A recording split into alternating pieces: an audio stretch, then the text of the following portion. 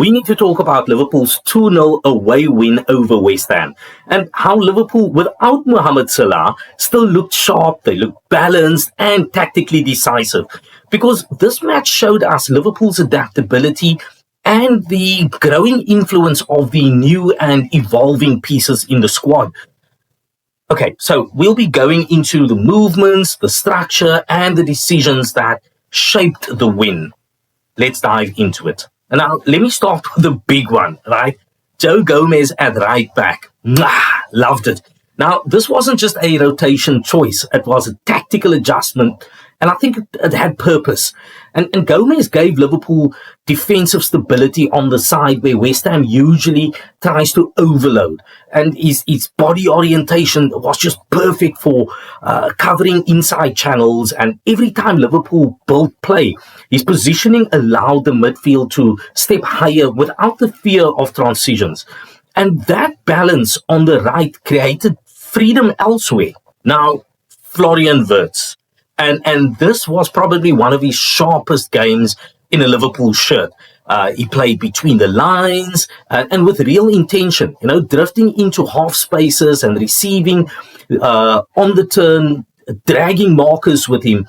And that movement, that allowed Liverpool to break West Ham's shape repeatedly. And what stood out for me was his decision-making under pressure.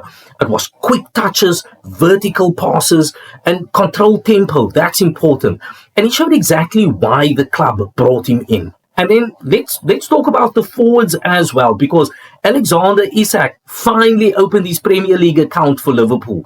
And you could feel that goal coming. But look at the details. His timing of the run, the angle of his movement, and the composure of that finish. I absolutely love that. And that's a striker who's adjusting to a system. And, it's now starting to show his instincts. And that goal will be massive for his confidence.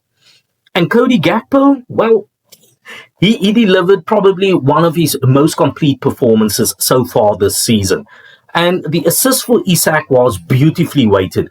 But it's the way he played between the lines that really stood out. Constantly popping up in those pockets that kind of forced the defenders to choose between stepping in or holding their line. And his finish, his finishes the game with a goal of his own. And that shows that calmness and that presence in the box. And the goal and assist combo tells a story of a player who's finding his rhythm. Now, the midfield to me was the glue. And the spacing was so much better. Compact without the ball and expansive when they had it. Now, the counter press, that was aggressive, it was coordinated, and that is why West Ham struggled to build anything meaningful. And Liverpool kept pressing, and compressing the game into areas where they had numerical superiority. And that's how you control an away match, defensively. You can't argue with a clean sheet now, can you?